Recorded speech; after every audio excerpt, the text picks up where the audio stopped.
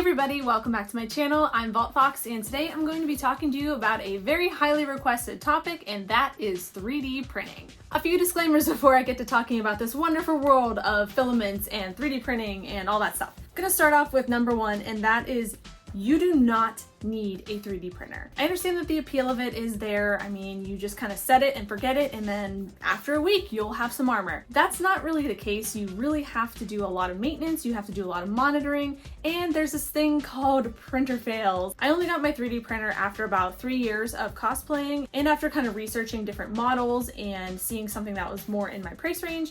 And also, I do kind of really enjoy printing helmets, and it just ended up being more cost effective for me to get a 3D printer so that I could 3D print these helmets instead of buying the raw print from the maker or even just buying like a resin cast or something of the sort. So for me, it made sense. You may not find yourself needing a 3D printer because you only need to print like these little tiny things, and it would be better for you to order directly off someone on Etsy. And number two, obviously this is a video that I'm making, so this is going to be my experiences, my recommendations, and my way of doing things in terms of 3D printing. It has worked so far for me. Just keep in mind that as everyone cosplays differently, I may 3D print differently, I may finish my things differently.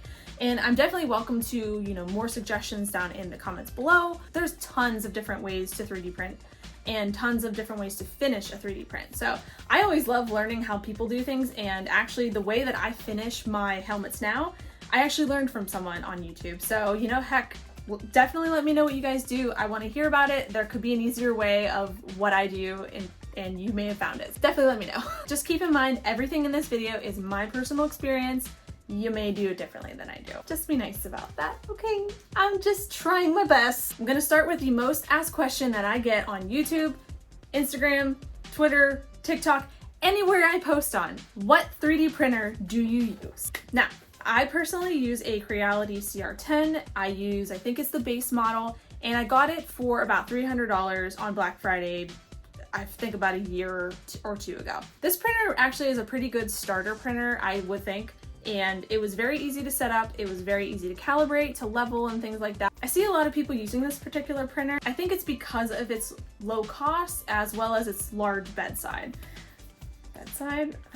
Bed size. Again, it's worth your time to kind of pick around and see what might work for you. You may need a smaller printer if you're only going to be printing like miniatures or small details on cosplay projects and things like that. So definitely do a little bit of research, but yes, I do use the Creality CR10. It's been pretty good for me so far. The only thing that's kind of gone out on it is it had a heated bed, and I think I shorted out the heated bed, but I reached out to the company and they sent out a new heating element. I just haven't put it in because I don't like soldering things, so they are pretty good about getting you a part if you need it. Number two question I get a lot: what type of filament do you use? Now that's a pretty broad question because there's a lot of different types of filament that can be used. There's a lot of different filaments that I haven't even tried yet, but in particular I use 1.75 millimeter PLA filament for everything that I print, and I use it from the company called Xylitech. I have had zero issues with the filament from that brand, and I just kind of continually go back. The only thing I would mention about that brand is that it seems like certain colors of it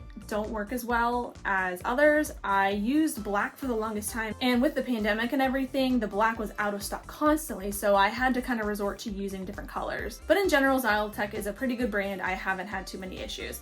Another thing to be cognizant about with filament is that every filament is going to have a different filament temperature that you're going to need to print. Typically, it will tell you the range that it will kind of need to be printed at, but you will need to do a little bit of trial and error. But that's a topic for a different video. The third question I get a lot is, what is the software that you're using in a lot of your videos, or what are the types of software that I should be using to 3D print? Now, I'm speaking strictly as 3D printing and not 3D modeling.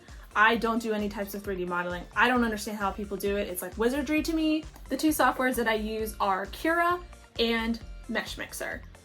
They both do different things, and you're going to need both of them if you're going to do any type of cosplay work, because you're going to need to both slice the print for printing if you're printing something big, and also something to get it loaded onto your printer. Meshmixer is a program that you take 3D models in and you basically slice it up into parts, and it makes it easier to print out on your printer bed if you've got something big. It also reduces the chance of printing failures as well if you print in smaller parts. And then Cura is the program that Creality actually uses and is what is most commonly recommended to use with a Creality printer. And this is just the program that basically takes the 3D model that you want to print.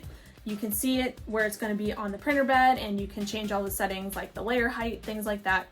Again, something for another video. Now that I've got those three elements out of the way, I'm going to kind of go into some of the supplies that you'll need to 3D print, as well as some of the supplies that you'll need to actually finish a 3D print. First thing you might need is if your printer has kind of an uneven bed, or you're finding like little dips and things on your printer, you might want to invest in a different kind of 3D printing surface. Since my printer actually has kind of a low spot on the middle of the actual bed itself, and to counteract this, I actually followed a YouTube tutorial on how to level your bed with painter's tape. So I did that, and you'll see here me showing you this isn't a tutorial on how to do it, but this is a way to actually get kind of a level surface. And to help that surface be even more consistently level, I use mirror tiles. You can get these from Lowe's, and they come in a pack of 6, and since they're mirrors, they're automatically going to be level. I've had a lot of success with printing with mirror tiles, and to be honest with you, that's the only thing I've ever printed with. Next thing you're going to need for your printing surface are those binder clips. I can't recall if they actually came with my printer or not, but they're pretty cheap. You can find them at office supply stores. And this will make sure that your printer is actually secure on the bed and will stay in the same spot. Next thing you're gonna need is something to actually adhere the print to the bed.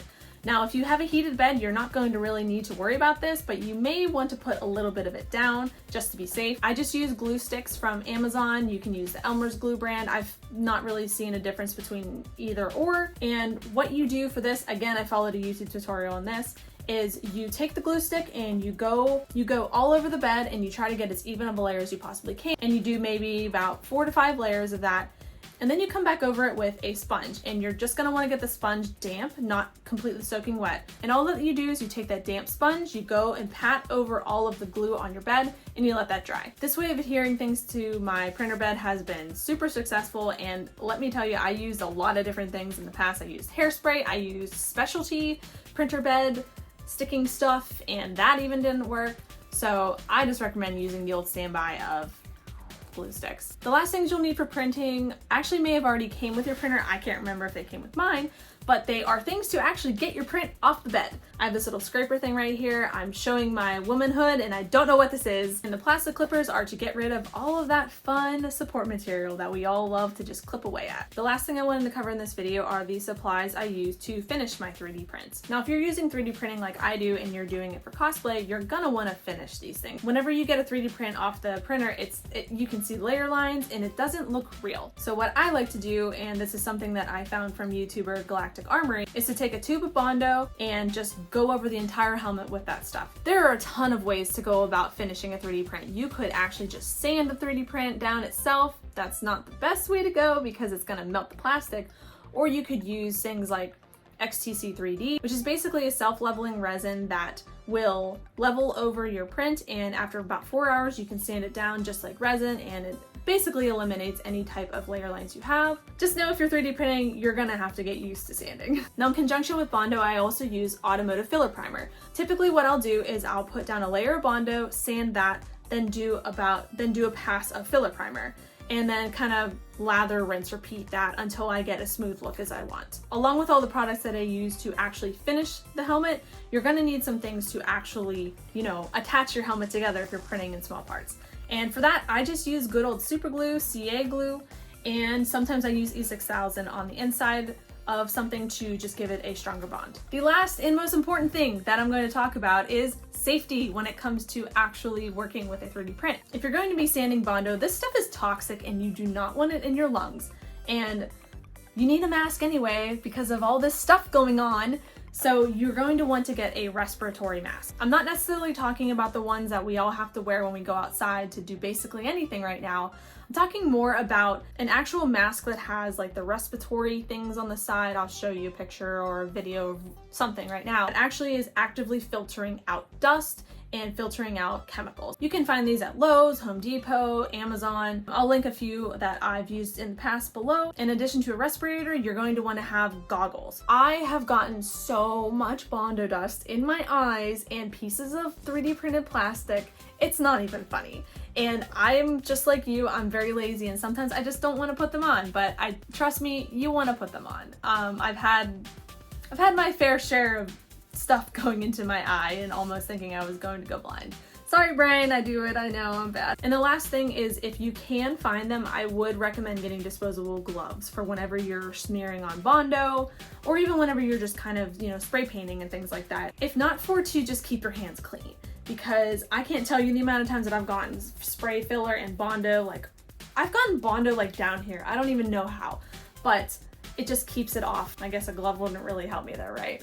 And it just makes, washing your hands and cleaning up after your crafting session a whole lot easier. Trust me, I've had it everywhere. It's not fun to get off. But yeah, I think that's pretty much it for what I wanted to cover for my first kind of broad 3D printing video. If you have any other questions that you would like me to answer, any kind of pros and cons to 3D printing that you'd like to know, definitely leave me them down below and I will kind of accumulate them. Hopefully have a part 2 for you guys of like a Q&A of answering my most requested things.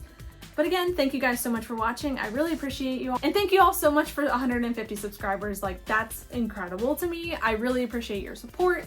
And if you're not subscribing to me, please consider subscribing. I would appreciate it. It would be super sweet. I hope you guys are having a great day, great night, whatever the heck time it is. Hell, if it's 4 a.m., good morning, good night to you. Thanks again for watching, and I'll see you all the next time I decide to film and edit a video.